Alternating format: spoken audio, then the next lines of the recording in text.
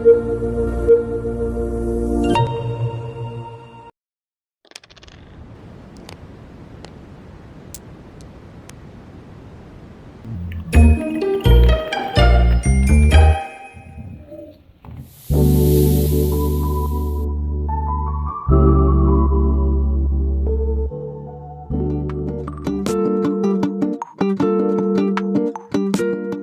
semua, apa yang kamu faham tentang simbol ni?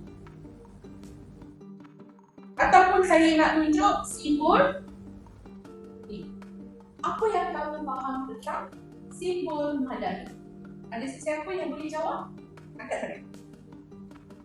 Okay, macam nak jawab? Pada pendapat saya, simbol Madani bermaksud perkembangan negara. Perkembangan negara. Satu dua apa yang Madani bermula dengan kita.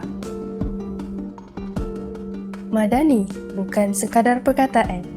Madani ialah bagaimana kita menghormati, menghulurkan bantuan dan hidup sebagai satu keluarga walaupun berbeza.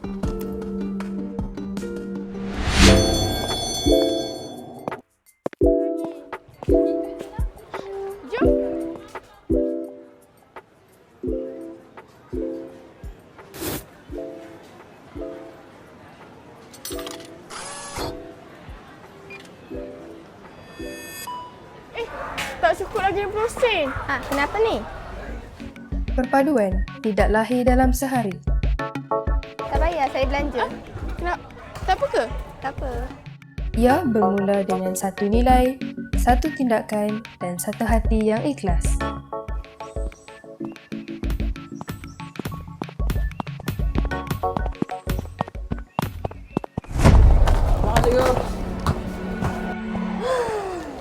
Weh, kenapa tu? Weh, cepat. Cikgu kenapa? Oh, tadi ada budak langgar cikgu. Habis barang cikgu jatuh. Alah, kesiannya. Biar kami tolong. Terima kasih. Hantar kita kat kereta cikgu. Kereta cikgu kat sana tau. Okey. Kebaikan tidak diukur pada nilainya, tetapi pada keikhlasan yang mengiringinya.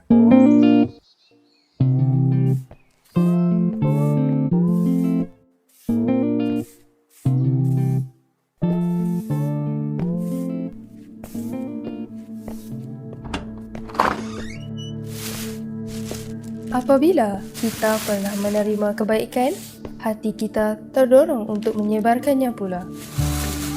Pak Siti, lembu dah penuh dah. Nah. Terima kasih Cikgu Anis. Sama. Boleh penuh dah kat sini. Oh, you panas. Panas Cikgu Anis. Tak ada kelas kat sini. Okay, nak pergi dulu kat Baik, sini. terima kasih Cikgu Anis. Bagi tisu kat saya. Sama.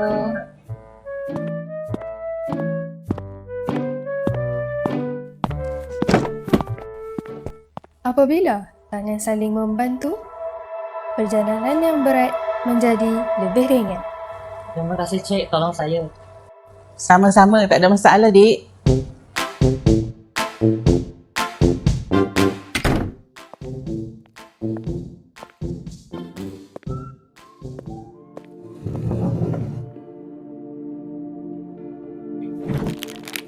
Alamak, tak bawa.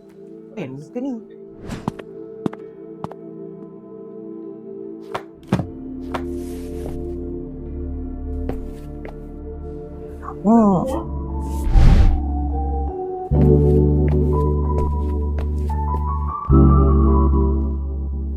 Boleh ke saya pinjam? Boleh. Nanti Papa pulangkan balik. Terima kasih. Sama-sama. Kadangkala, satu pen mampu menulis lebih daripada sebuah jawapan. Ia menulis sebuah persahabatan.